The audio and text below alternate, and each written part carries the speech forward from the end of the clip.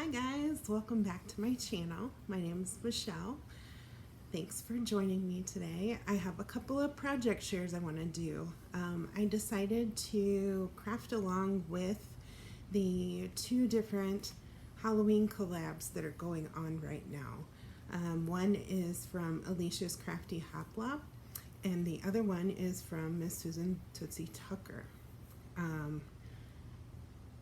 They both are doing Halloween collabs. Alicia's collab had a lot of interest in it, so Susan decided to piggyback onto that and set up her own collab as well.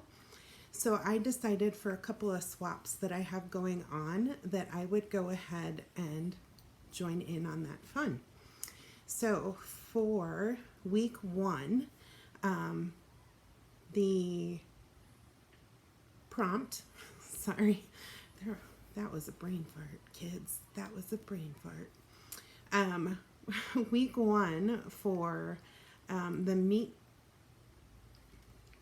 me with my ghouls, I believe is Susan's collab. The prompt was a MemDex card, and so this is what I did for it. And again, it is a Halloween collab, so here is my MemDex. This is the front, and this is the back. And I will go through quickly what I did here. So I wanted to try a couple of things. Sorry, there was a hot glue strand. I wanted to do a couple of things that I hadn't done before. So one of the items that I did here, you can see this right here. That's a piece of acetate, and there is some sequins in there. So it is a shaker.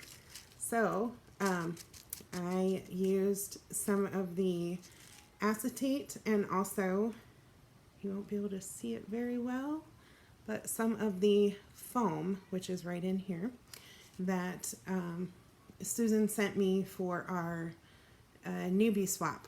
So I decided to go ahead and try out doing a shaker. So there's that. I did die cut out the little skeleton Mr. Bones here in the frame. I went to Michael's and I actually found a Halloween pick, and I cut it apart and then pieced all these pieces in together. I have two jemmies that look very oil slick in nature that I put on either side, and then the flower right here. And then on the back, I decided to try that folded paper technique that I've seen a couple of different people do. A lot of people sew it. I did Alicia's method and I just glued it. So it gives it a wonderful texture, I think. And I did replicate the two little oil slick jewels and then the flower in the middle so that it would go together. Now this is a MemDex, and so my information would need to go somewhere. And so what I did was I actually have the two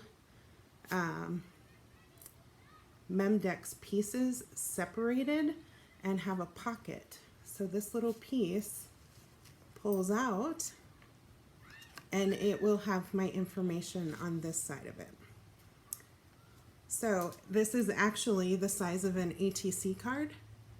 So if someone wanted to keep this for the MemDex and stick it in their MemDex, or if they wanted to display it, they could. Otherwise, they have an ATC size card that they can put in their little pocket folder.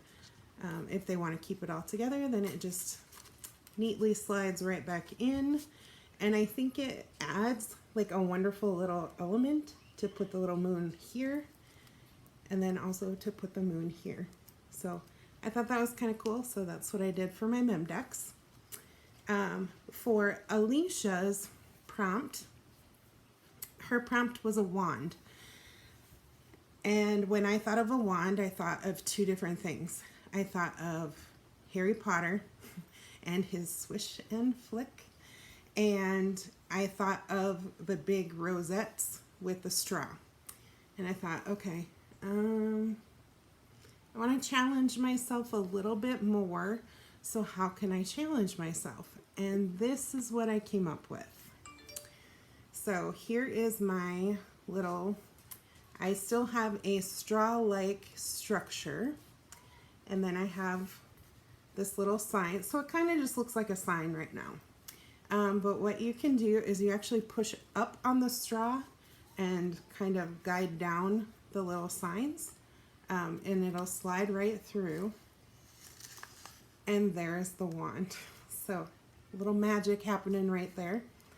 And then when you pull it back down, it goes away. So push it up, it pops up, pull it down, and it goes away. And I'll show you kind of the mechanics a little bit.